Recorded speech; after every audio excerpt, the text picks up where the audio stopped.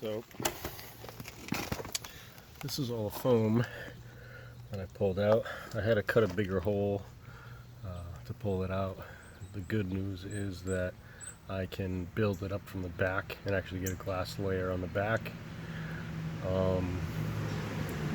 Bad news is going to take a little bit more time, but I think I've got our leaking issue out of the way. I've pushed all the foam back at least 6 inches from this area, and it's going to probably